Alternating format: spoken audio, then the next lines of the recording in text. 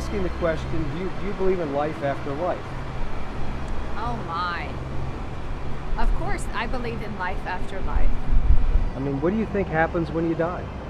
I think that you go to heaven, and that the Lord accepts you, and your body's still here on earth, but your soul is up in heaven. What do you think happens when you die? I don't believe in life after death necessarily. I do think there's a lot we don't understand. Is there life after life? I really don't feel that there's any way that we could possibly know until we're there. Yes, I definitely believe that our soul is a very powerful, emotional thing, and I just can't believe that when our body dies that that's the end. Do you believe in life after life? I do, yeah. I've had a lot of family members that have had experiences with people like coming back after they've died, so yeah, I do. What do you think the nature of the afterlife is? You know, I'm not sure. I feel like people, maybe like their spirits still exist, and they're just kind of with the people they love, so. There are 1 million ways to die. Perhaps 2 million. Perhaps even more. In fact, we don't even know how many ways there are to die. But one thing we do know is that a high percentage of those who die have what is commonly known as a near-death experience. Many people report going up a tunnel and seeing heavenly bodies bathed in bright light. And a good number see their life flash before them in a life review and even enter a heavenly realm. We have many representations of near-death experiences all around us. Artists down through history and in every culture have been there to record these heavenly encounters. It's as though mankind takes a common path to heaven and always has. I know all about near-death experiences because I have written about them, 9 books in all, with a number of the field's top researchers. I have looked at death in many ways and in many cultures. Yet, funny thing, in all the years I have studied and written about death, I have rarely thought that it would ever happen to me. Most of the time I thought that I would always be here, a permanent inhabitant of the living world. What was it Sigmund Freud said? When we attempt to imagine death, we perceive ourselves as spectators. Like most everyone else, I too imagine myself as a spectator.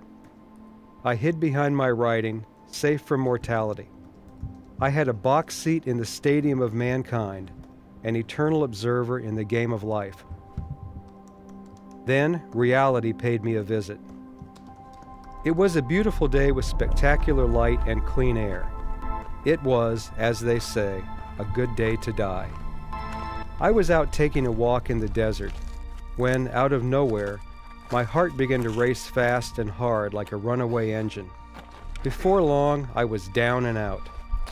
In a lucid moment, I realized that I could easily become the subject of my own work. I imagined what that would be like by remembering stories used in the books I had written. No longer did I believe that the only thing wrong with immortality was that it goes on forever, or that it was a fate worse than death. I wanted real answers to the age-old question, what happens when we die? I decided to go to people who knew firsthand what happens, near-death experiencers. Accidents or illness had brought these people to the brink of death. They had looked down into the abyss and found it to be, well, quite pleasant actually. If not, why were they laughing all the time? I also went to researchers who had analyzed thousands of these near-death experiences and who had come up with some amazing conclusions about God, heaven, and the afterlife. These were guys I had written books with. Funny, isn't it? I always thought I was writing those books for other people, not myself. And then I talked to people all over the country and from all walks of life, just to see what the person on the street thought about death and the hereafter. Their answers were proof that I was not the only one thinking about the big question. I don't really believe in any kind of afterlife of any kind. I think, when you die, you go back to wherever you were before you were born, I hope that you go to heaven. I think that you do. I've never thought there was anything wrong with just at least believing that you go to heaven. It's not going to do you any harm, so I hope so. Yeah, well, I think that we're spiritual beings that have existed before this time and exist beyond this time, and you know, this just happens to be where we're most aware of right now. I really don't agree with the whole life after death thing, because if it really was life after death, what's the point of even being alive, you know? I think that there's some sort of afterlife. Your spirit goes somewhere. Honestly, I don't know, really.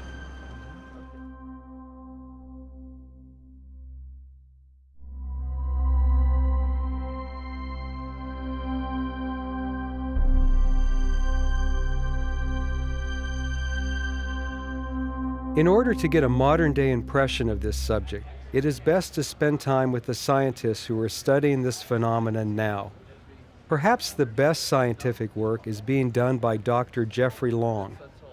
We co-wrote the book Evidence of the Afterlife, which is filled with his astounding findings about death and the beyond. Yes, I did say beyond. As the founder of the Near-Death Experience Research Foundation, also known as NDERF, Dr. Long has investigated thousands of near-death experience case studies worldwide.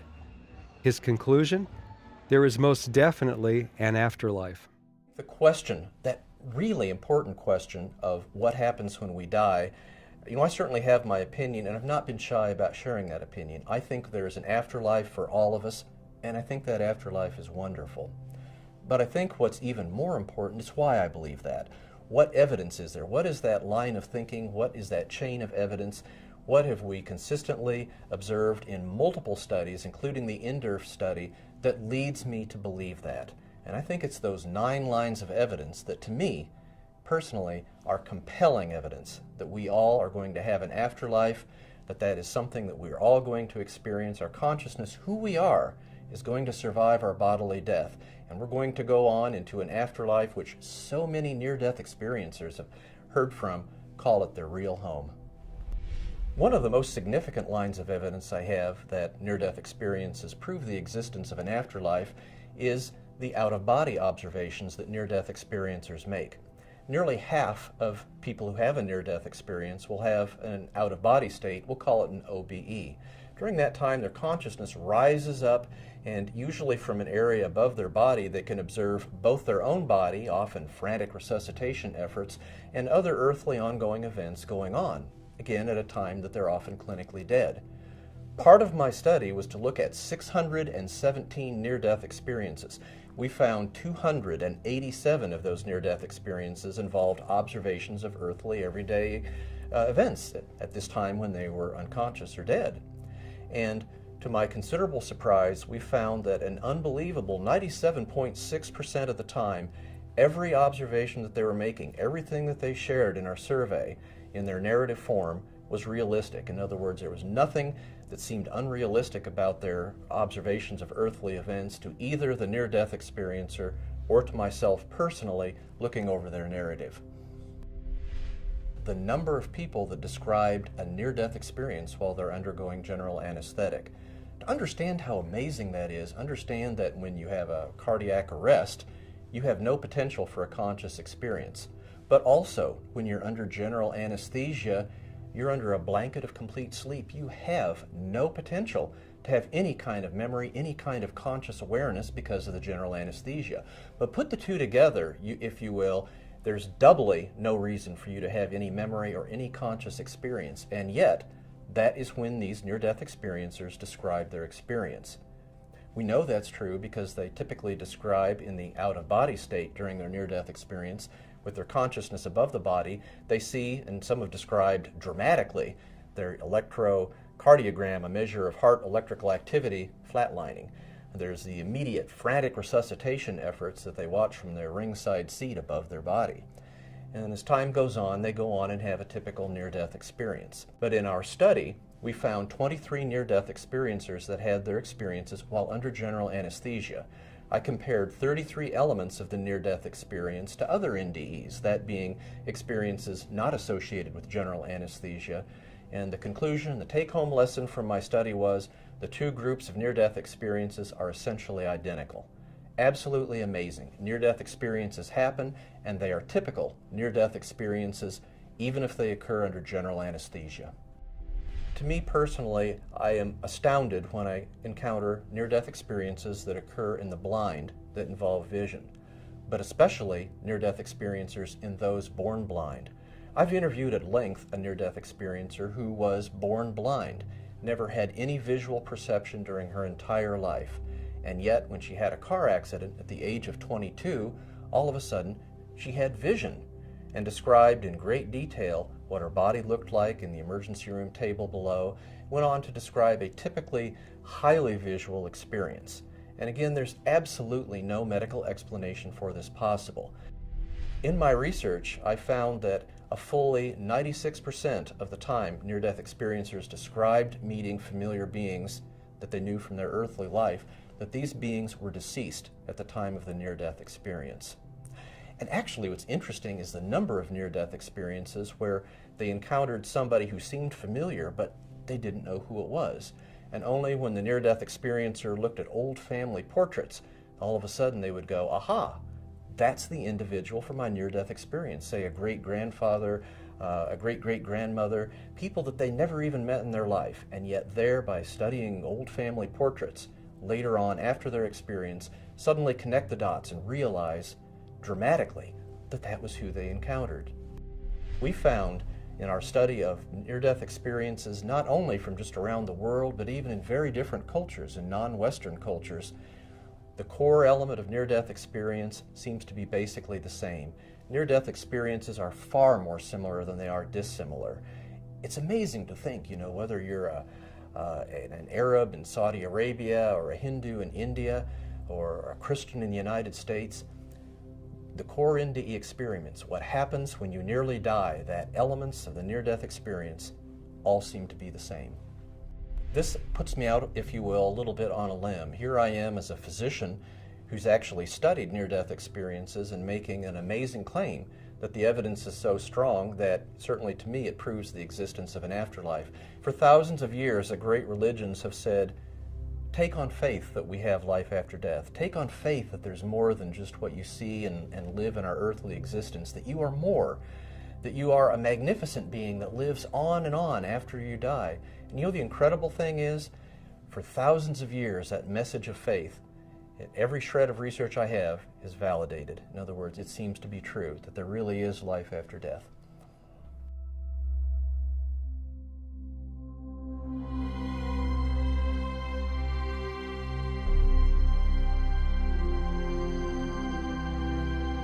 If you want to find a concentration of NDEers, you might try going to one of their conventions. This one, the International Association of Near-Death Studies, is the largest of the associations. They get together every year for fellowship and lectures. And yes, to tell their stories. If you ever had doubt that heaven awaits you, a day at an IONS conference will erase that. The NDEers in the group, those who have actually died and lived to tell the tale, are so anxious to tell their story of death and rebirth that they wear a red dot on their name tags so they can be recognized. I nabbed the first 4 red dots I saw and asked them for interviews.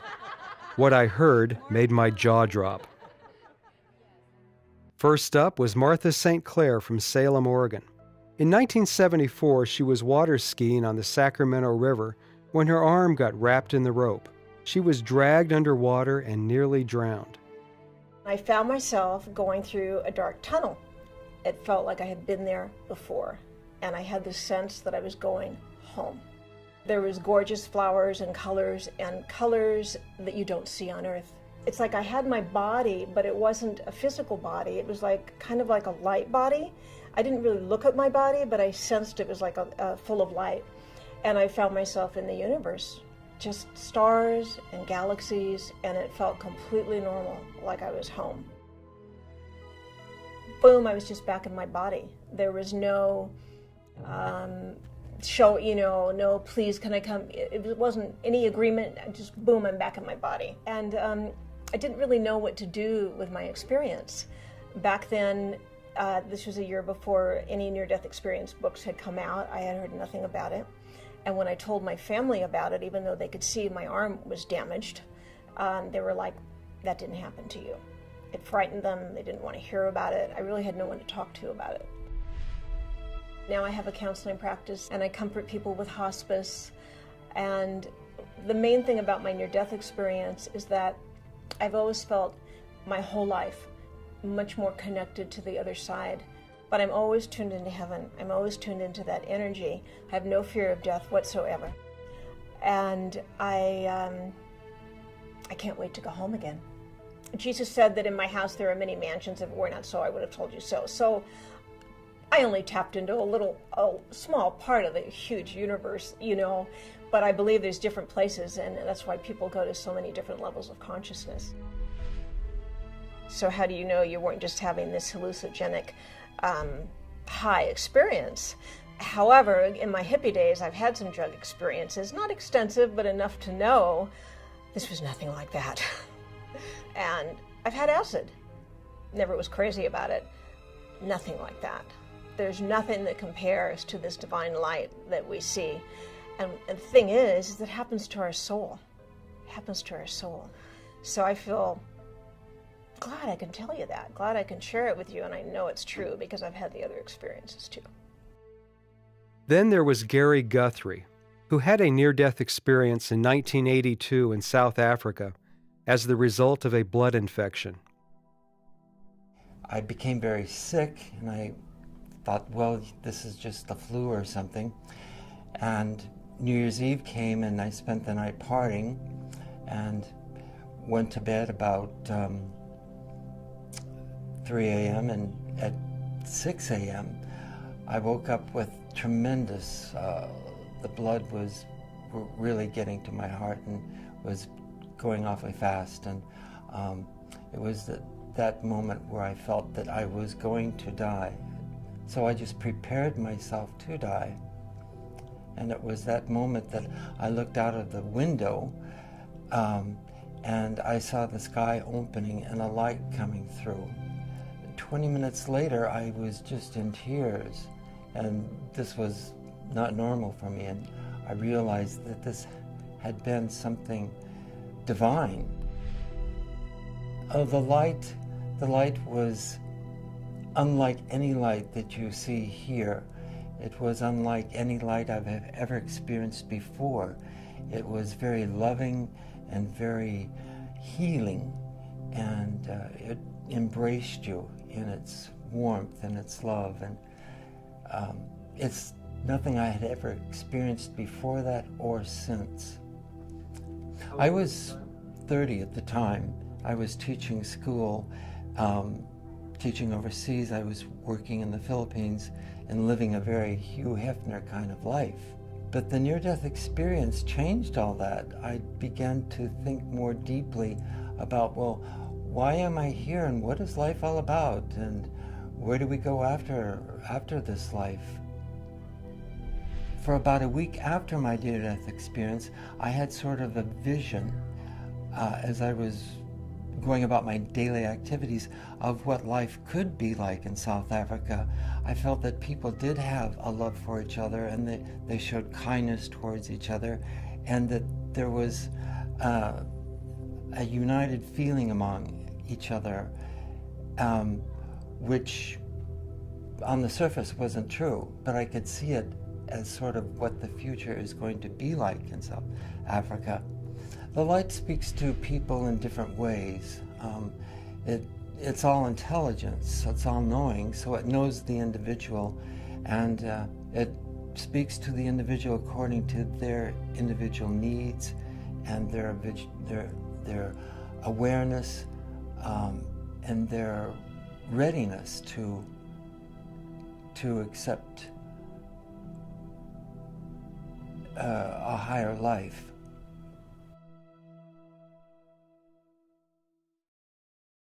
Barbara Bartolomeo of Santa Barbara, California, had a near-death experience as the result of an injection of dye during a pre-surgical myelogram. She left her body and saw vivid details of the panicked events to revive her. The last thing I saw before I passed out was him checking to where his finger was on the button and then realizing, oh my God, I've got my finger on the wrong button and I've lowered her head, and this look came across his face. And then I passed out, and the minute that I passed out, it literally was shutting my eyes in my body that was there on the x-ray table and then opening them and being a different perspective up on the ceiling. The thought that ran through my head was, wow, if they're all so upset and I'm up here and my body's down there, then I've died. I saw them bring in an oxygen cart and they put the oxygen mask on my face, and I saw who did that and everything was going on. I saw them bring in a heart monitor, but I didn't know what it was. And as I was looking down and watching all this happening and talking to God, who I sensed was right there with me, I wanted to see what that box was that they had brought in. And so I actually was able to go from the ceiling over right in front of my viewpoint changed to where I was right in front of the box, and I was watching the line going across the box, and it was just making this, monotone beeping sound, and it was just going beep. At about 4 minutes into that, they decided that they couldn't get the defib unit in there in time, and they had a conversation, and the conversation was, why don't you try hitting her chest? And everybody kind of separated away from front of the table, and he arced his arm over his head, and it came down and pounded on the center of my chest. So I watched that from up above, and the second time he did that and arced his arm over his head, then my vision just shut from up above, and when I blinked open my eyes, I had the oxygen mask on my face, and I was looking up into everybody's faces. I had this euphorial feeling, this absolute thrill to be back in my body and feeling so grateful that I was back. And I wanted to express that. So the minute they took the oxygen mask off, I said, oh my God, that was an incredible experience. I was up on the ceiling. I watched you all, and I could see, everything that was going on and hear you. She put the oxygen mask on me. He wheeled in that heart monitor, and I started pointing out people and what they had done while I was dead. And you guys were talking, and you said this to him, and he said that to you. The orthopedic surgeon stayed and comforted me, and I told them what had happened. So everybody listened, but then as I went through, was wheeled up to my room after I was stabilized, and this was the night before the surgery, they did the surgery the next day, no one would talk to me about it, because they knew that they had made an error and what happened caused me to die, and they were afraid of a lawsuit. And I didn't talk about it for about 10 years, but finally a friend of mine was having someone near to her die, and so it bubbled up out of me, and I realized it was my reality all these years, and I knew the story, but I needed to talk to other people to kind of help them, because it totally eliminated my fear of death. I don't really want to be hurt before I die. I want to be able to have it be easy, but the actual experience takes away all fear that you have of passing over. And then there's Jenny Summers, a graphic artist with IBM in Tucson, Arizona. As a young woman, Jenny went to summer camp with a number of her friends. To play a joke on the camp counselors, Jenny ran into a building that was under construction and fell 15 feet down a hole designed for a staircase. It took rescuers almost an hour to reach her comatose body. By the time they did, she was in the midst of a deep, near-death experience. And evidently, I guess I had died because they were talking as if I couldn't hear them. And I started to float up out of my body, and I was encased in this love. It was just wonderful. And I said, does everyone get to experience this? It's just marvelous. And the answer was yes. And I said, even Hitler? And yes. And I knew it had to be true because of that love is so inclusive. It's so beyond anything in this world.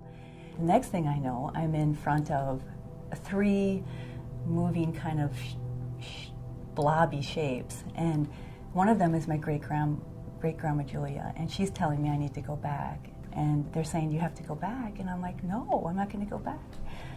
So next thing I know, I'm with Jesus, and I kind of feel like I'm in the principal's office, and he's now telling me you don't have to go back if you don't want to. I'm like, finally somebody's listening to me. I took back some of my future events that my family was going to go through. And so when I wake up from the coma, I see my mom, and I say, Mom, you're going to die in 2 years. Not knowing I was in a coma, not knowing they said I had a 50-50 chance of survival now. And so I didn't know the hell that she had been through. Well, she told me that every time I would wake up from, recovery and tell the story again, I was forgetting more and more. So now we're out of the hospital, we're back home, and she has a Raymond Moody book in her hand. And she said, tell me again about me dying in 2 years. And I said, what? And she's like, and I could see she was serious. I said, wait, why are you asking me that? And she said, you told me that in the hospital I was going to die in 2 years. I said, no, I didn't. And I couldn't believe she was telling me. She closed the Raymond Moody book. She said she never wanted to talk about it again. Go fast forward 2 years later, my mom dies. She's in a car wreck with my sister. My sister's the driver, but they got hit head on. And Teresa survives, but my mom doesn't. It's about reconnecting to who we really are. It's a universal mind that we reconnect to. It's kind of like here, we're unplugged from our source, and we try to take our plug and plug it into each other and things. This person's going to make me happy. This car's going to make me happy, and we keep trying to draw our energy from people, things, this dimension. And every time we take that plug and we connect it back to our source, then we become full, and then we become connected. And so now I realize I don't need these outside things, but I can be that light and memory, that energy that reminds people to not plug into each other, but to plug into God.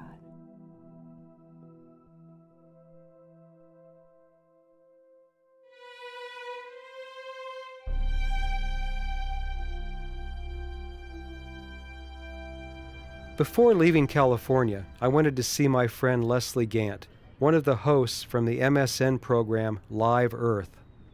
Leslie was hit by a car in Washington, D.C. and nearly killed, an event that she reflected on when we got together near her home in Santa Monica. A few years ago, I was in Washington, D.C., and I was riding my bicycle home, and a van hit me, and I flew 18 feet and shattered my jaw. My cheekbone was broken, and I had on my helmet, so thank goodness I'm alive for that. But if I didn't have on my helmet, I would not be here, and I've thought a lot afterward, oh my gosh, where would I have gone? And do other people think about that? Like, do other people consider what happens after this life is over? Good question. Does the man on the street think about the afterlife? We decided to find out by visiting Santa Monica's 3rd Street Promenade to ask people we met, what happens when we die? What are your perspectives on life after death? Oh, there's a great life after death. You're just here for a while, and it's a better life after death. Better land above. Have you had any experiences with that? Yeah, I did. When I was a kid, I had a near-death experience. I had my tonsils being taken out, and I can remember I was in, and I just remember it was a light tunnel. And the tunnel, it takes you right up there and all the way in. It's just this beautiful land, and everything's pretty, and it was just perfect. And all of a sudden, it just came back. I don't have any specific thoughts about it, but I think that it's gotta has to be something, because everything here can't just be as it is. It has to have something more. I fully believe that there is something after we die, but it's up to us if we want to cross over. Me, I think nothing happens. I think, that's the cycle of life. People die and it's over with. I don't think there's any mystical ascension or anything of that sort. I guess I won't be seeing him in heaven. That's where I'm going. So, yeah, that's what I think happens. You do go to heaven or hell, just depending on, I guess, what you did through life. So I guess I subscribe to the Christian point of view. I think about the finality of it, and I think about that I don't want to think about it. Well, I think when people die, it's just like candle is blown out. People die, and the spirit cannot exist without a body. That's my thought. I guess, either you go to heaven or hell. What you believe in what you do here on earth is what's going to happen to you after you die. You bad, If you're good, you go to heaven. If you're bad, you go to hell, I guess. I know for a fact, yes. Me personally, my grandmother, she said she had died when she had my father. So she told me about the tunnel, but I didn't believe her, and I almost died. I almost drowned when I was like 7 years old. So I saw the tunnel, but I woke up. Swear to God. So you just saw the tunnel? Yeah, I just never made it. Ah. Just woke up. Wow. Did your light flash before your eyes? Definitely. But I was small. I was 7 years old, bro. Oh, you were 7? 7 years old.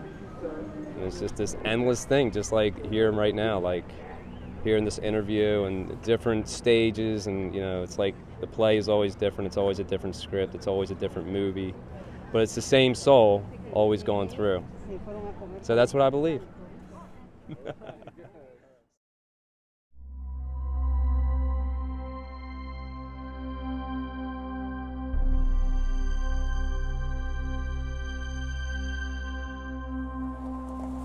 I arrived at Dr. Raymond Moody's house in Deep South, Alabama. Raymond, how's it going? Hey man, how you been? Good. I'm here to talk to you about the afterlife. Okay, well that's my favorite subject. Okay, let's do it. Let's go talk about it. In the early 70s, Dr. Moody, then a philosophy professor trained at the University of Virginia, began to explore the stories of people who had almost died and crossed the line into a heavenly realm. These stories have been told throughout human history, but Dr. Moody was the first to dissect them and discover their similarities. He called them near-death experiences. When he wrote about these in a book, Life After Life, the field of near-death studies began. I have written 4 books with Raymond. I even helped him move into his home here in rural Alabama, so I felt very comfortable interviewing him in his living room. But even as well as I know Raymond, I was surprised by some of his answers. You've had your own near-death experience. And based on those two things, the fact that you've heard all of these stories and you have your own story to tell, what do you think happens when we die? What I think happens when we die is that we enter into another state of existence or another state of consciousness that is so extraordinarily different from the spatial and temporal frame of reality in which we exist in the physical world, that the language we have is not yet adequate to describe this other state of existence or consciousness. When we leave our mortal body, how do we leave it? What do we look like? People say that in the realm of existence they enter into upon the point of death, that there's no such thing as physicality as we experience in it in this realm. It's not that they have a physical body. It's rather that they have some other sort of vehicle which they find it very difficult to describe, but that it does have a form, that it carries a personality, but that it's just entirely impossible to describe it in terms of or analogously to the kind of body that we have. I've heard it characterized as a spiritual body, for example. That's a term that I hear from a lot of people. So when they come back, they're changed, they're transformed. There are a number of transformations we see with people who come back from near-death experiences. The most prominent one is that whatever they had been chasing before, whether knowledge or fame or power or money or any of these other things, that when they come back, they say that the most important thing we can do while we're alive is to learn how to love. How has this knowledge affected your life? The most powerful one to me has been that it really has convinced me of the importance of love. And I try in every day to be loving to people. I genuinely do try in my day-to-day interactions with people that I try to keep in mind that I will be seeing this again and that I will be seeing this event not from the way I'm seeing it now through these eyes, but that I will be seeing this event through the eyes of the people with whom I've interacted. How do you think the world would change if you were able to prove that there was an afterlife? Many people get to thinking about this and they think, oh, if that were the case, then we'd all love each other and there would be nirvana and there wouldn't be any problems in the world. But I don't think it would bring people to a state of, complete love and make everybody saints and so on. I honestly don't accept that. But there is one thing that I am absolutely sure that a rational proof of life after death would do. And that would be that it would fundamentally alter the structure of the human mind. If we could have a rational proof of life after death, then human beings would never again be the same, because the entire structure of our cognitive mind would be expanded. What I can honestly tell you from the bottom of my heart is that I accept that there is a God and I have a relationship with God and I talk with Him all the time. What I honestly don't know yet from the rational point of view is whether life after death is in His plan or not. And it may well be, if you think about it, that God has something in mind for us that is even more remarkable than what we might call a life after death. In other words, I love God, I have a trusting relationship with God. He hasn't told me anything yet about an afterlife. I'm just going to have to wait and see. The next day, I went back to Dr. Moody's to talk to him about his next field of study, shared death experiences. He feels this subject may provide the best answer yet to the question, what happens when we die? Simply stated, shared death experiences take place when bystanders at the deathbed have the same experience as the person who is dying. Sometimes they say that they went up a tunnel or had a life review with the dying person. Now, the implication of this, if you think about it, is that this really does throw a monkey wrench in the traditional way of debating about near-death experiences. Right. Because what the physiologists tell us, who say that these experiences are hallucinatory, is that as the person is dying, the oxygen supply to their brain is lowered, and hence they have these hallucinatory effects. But if that's true, why would the bystanders have the same kind of experience? Sure, well, why would they? That's very difficult to explain. Yeah. And I think that once these findings come out and are thoroughly understood by the public, we're going to be into an entirely new dimension of discussing near-death experiences, because that old standby that, oh, this is just hallucinations caused by brain damage, that's out the window with these empathic death experiences. Now, if you don't mind me saying this, you and your family had a shared death experience at the bedside of your mother. I did indeed. In 1994, when my mother was dying, my wife and I and my sisters and one of my brother-in-laws were there, and all had astonishing experiences at the moment my mother died. I think it's one of the most exciting fields to study. Oh yes, Paul. The study of afterlife studies, I think this is one of the most exciting Paul, areas this is the new frontier of knowledge, because now we have not only this awareness that these near-death experiences are not confined to the people who almost die, but kind of leak out by whatever unknown means to the people standing around. Yeah. And it is a very paradoxical and astonishing thing to wonder what is going on here. Men love to wonder, said Ralph Waldo Emerson, and that is the seed of science. I am reminded of that quote whenever I am with Raymond Moody. For half of his life and counting, the good doctor has pursued the big question of religion, science, and philosophy. What happens when we die? But there are people out there, millions of them, of all races, creeds, colors, and religion, who don't need a scientific answer. They know from experience.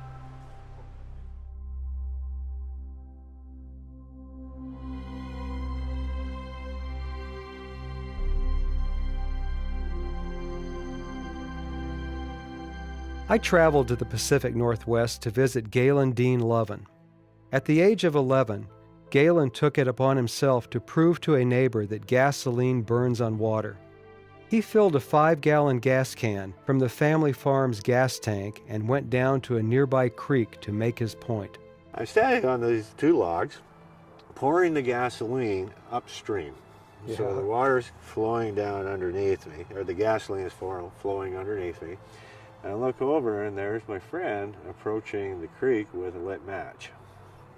And the look on his face was, I would say, horror. He was doing something he didn't really mean to do but couldn't not do.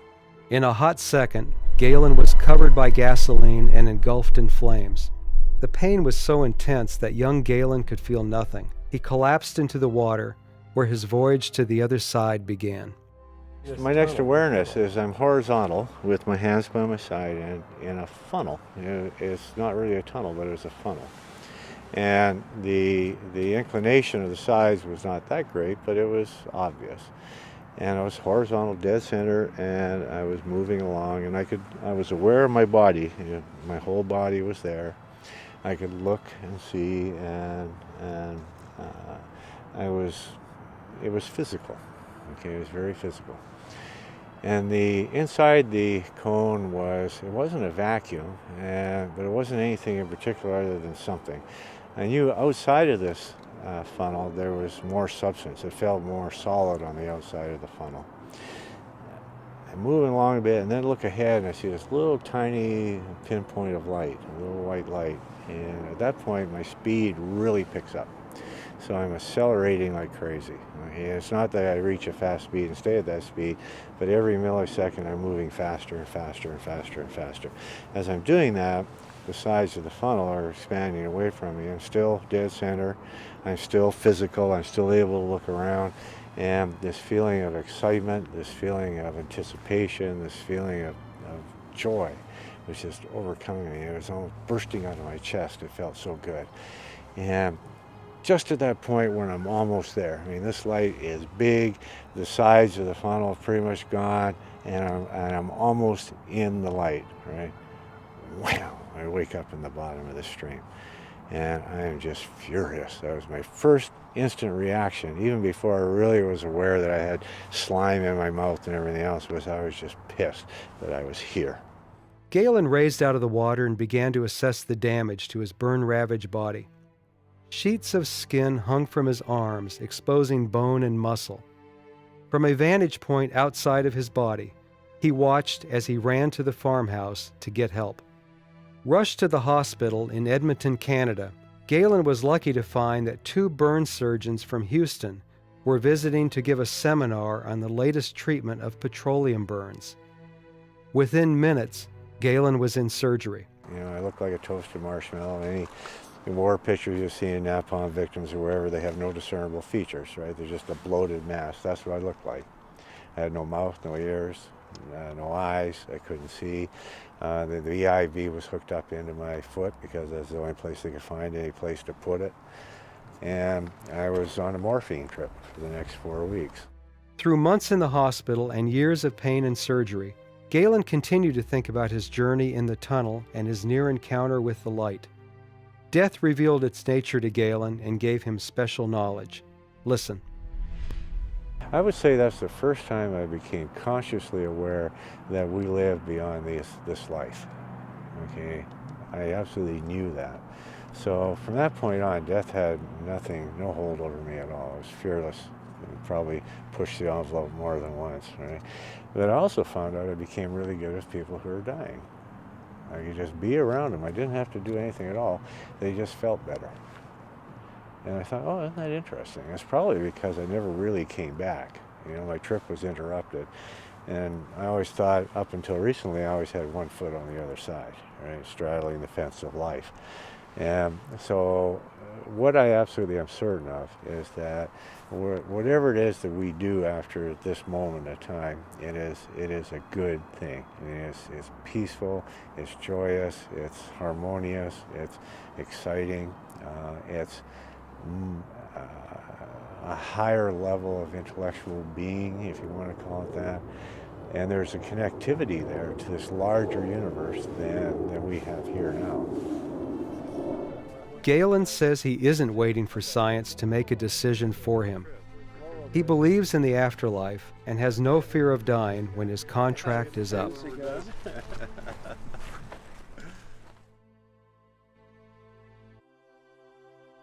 The same is true of Lupita Kirkland. At the age of 13, Lupita and her family traveled to Acapulco for her coming out party.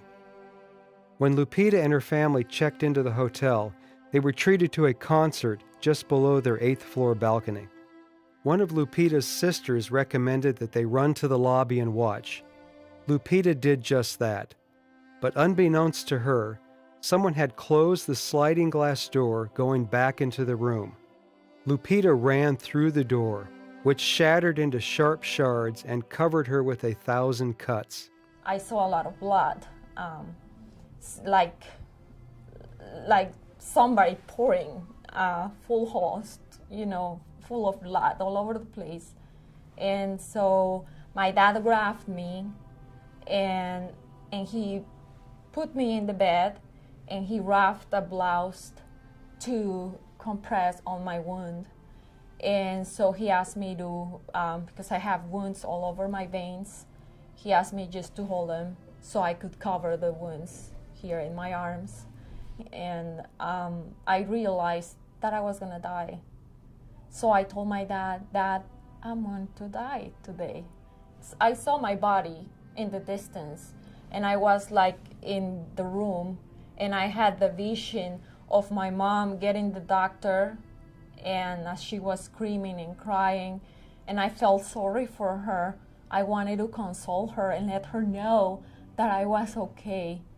Even though I was afraid at the first moment when I was detached from my body, an overwhelming sense of peace came all over me, and I knew I was okay, that I was going back home, and I wanted to share that with my parents, that I was okay, but I couldn't talk to them anymore, and I saw my dead body just laying there, and the doctor came, and I remember him saying, oh my God, she's not gonna make it. I saw the tunnel. It seemed to be made of dark clouds. At the end of the tunnel, there was a light. At the end of that light, I saw the image of what I believe is Virgin Mary, and I was reviewing my life with her, and we spoke about my mission in life. And after that, we had spoken about me coming back because I realized that my mission was not complete and that I needed to go back. So finally, I was pulled back, like with this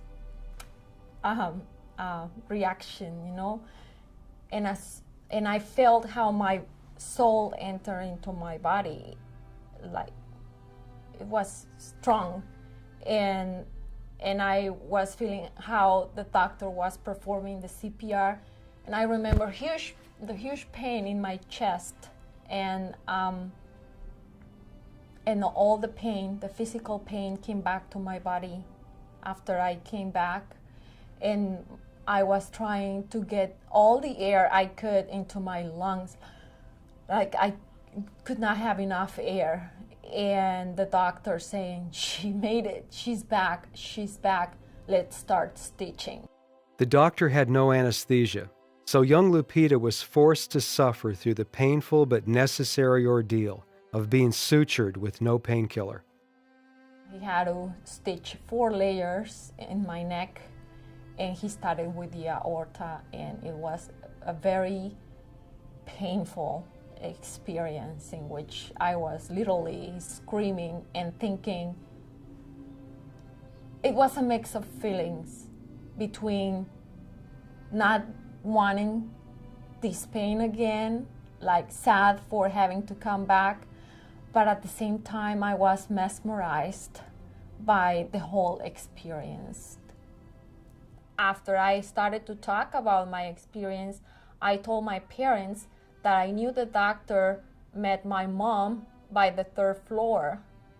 And my mom was like in shock, like, who told you this? And I said, I saw it. And she said, no, somebody told you. No, I saw it. So they could not believe what was happening. So I said, I need to go back and thank him for what he did. So we went back to Acapulco a year later. We went to the address, and particularly in that address, there was no house. Everything was like an empty lot, and there were houses around. So we started to look around for him and ask for his name, Jesus or Jesus. I never found him. How has this affected your life in the intervening years? I didn't come back the same. I was a different person. I was more spiritual, and also I became a more compassionate person, concerned for others, and feeling a sense of love. You're not gonna die. This is just a transition. You're gonna see and you're gonna meet home, and you'll be fine. Take all the love that you have gotten here in this world, and just remember those beautiful moments and take them with you and share them with God.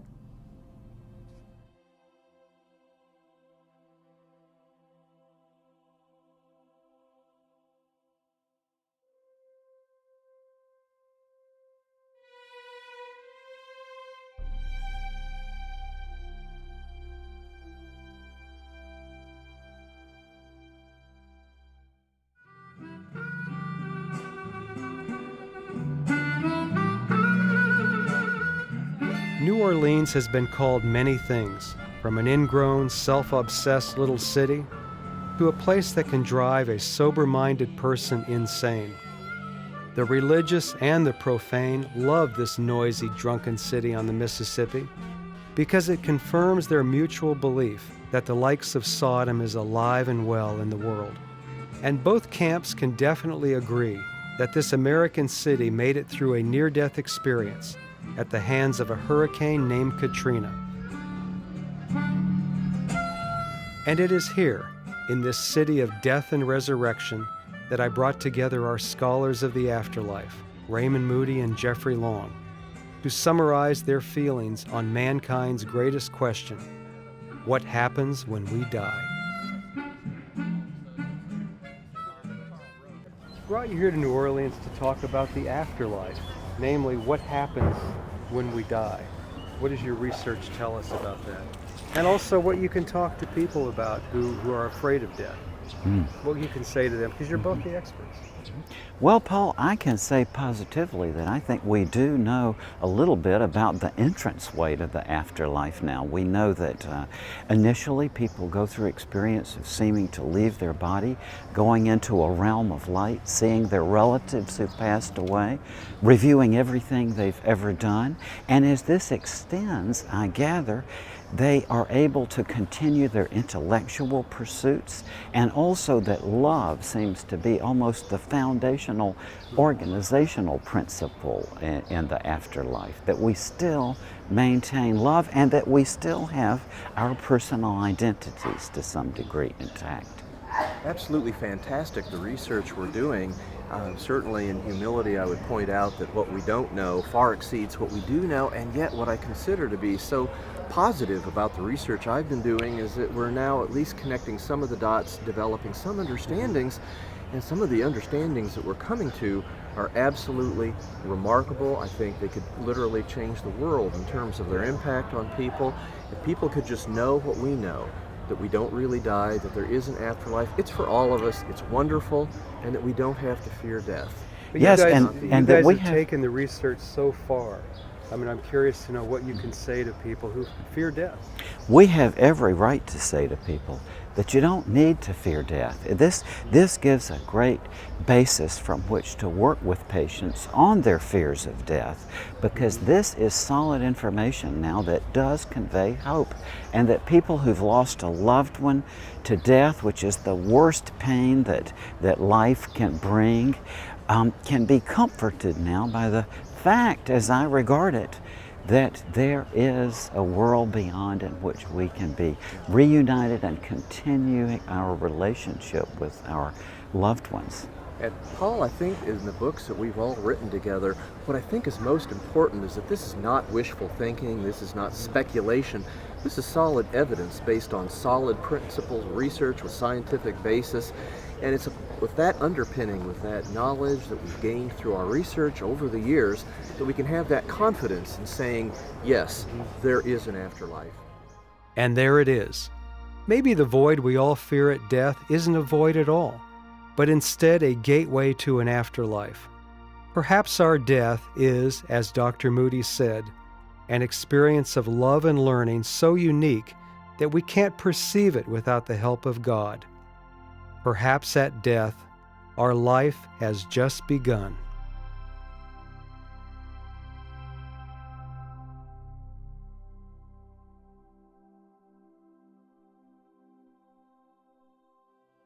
What do you think happens when we die?